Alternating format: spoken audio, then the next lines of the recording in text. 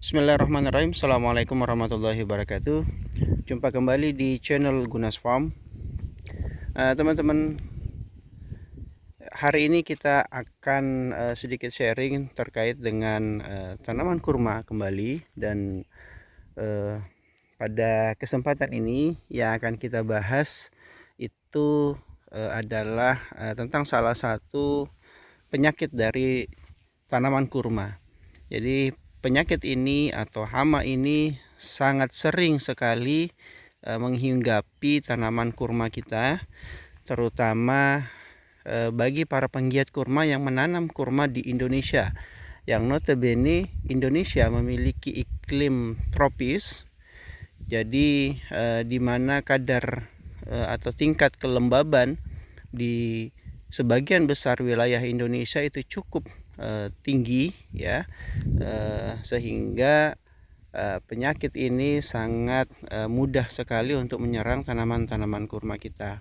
Nah, penyakit yang saya maksud adalah serangan jamur graviola, ya. Jadi jamur graviola ini cukup bandel, sangat mudah untuk menyerang tanaman kurma kita, dan untuk membasminya itu juga cukup sulit. Jadi gampang-gampang sulit, ya.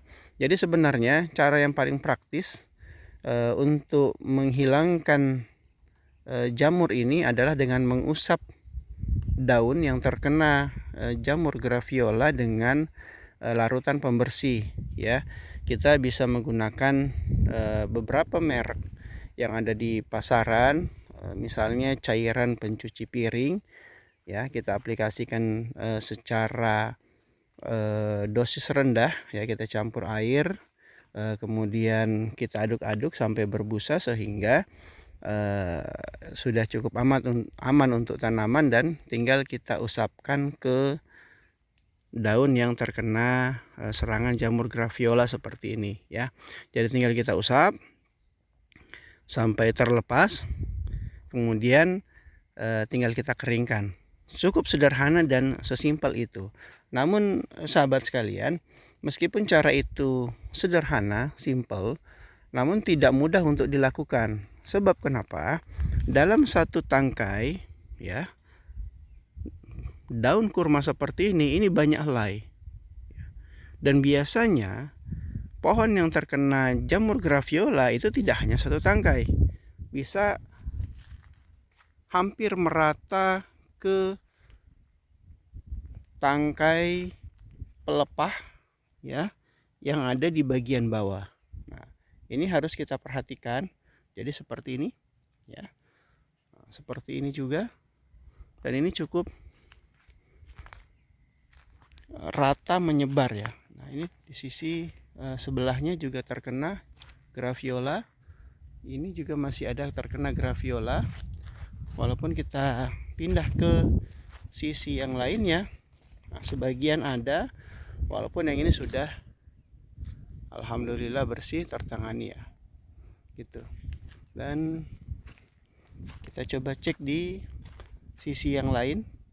Nah, ini juga terdapat serangan jamur graviola. Ini seperti ini gejalanya, dan kita bisa melihat bahwa gejala ini hampir rata menyerang daun-daun tua yang ada di tanaman yang ada di depan kita ini. Nah, sahabat sekalian, kita harus memahami kenapa jamur graviola ini bisa tumbuh, bisa muncul di tanaman kita. Nah, dalam kasus yang kita hadapi atau kita temukan di depan kita ini, pohon belum lama kita lakukan pemupukan secara organik, ya, gitu. Jadi kita tambahkan kotoran hewan di dalam lingkar piringan pohon, dan kita lakukan penyiraman secara rutin. Jadi pangkal batang ini kita lakukan penyiraman, kita lakukan pembasahan, dan ini kita lakukan secara terus-menerus, ya. Nah, efek sampingnya apa? Efek sampingnya adalah dengan proses pembasahan yang kita lakukan, kelembaban itu akan meningkat di sekitar pangkal pohon, ya. Dan kelembaban yang terjadi di sekitar pangkal pohon ditambah, ya, keasaman tanah yang menurun itu akan mengundang atau sangat berpotensi jamur graviola ini tumbuh, ya. Makanya kita melihat bahwa di pelepah-pelepah tua yang jaraknya tidak terlalu jauh dari tanah, ya, seperti kita lihat di gambar ini, nah, kemungkinan untuk terserangnya graviola sangat besar, ya, seperti ini.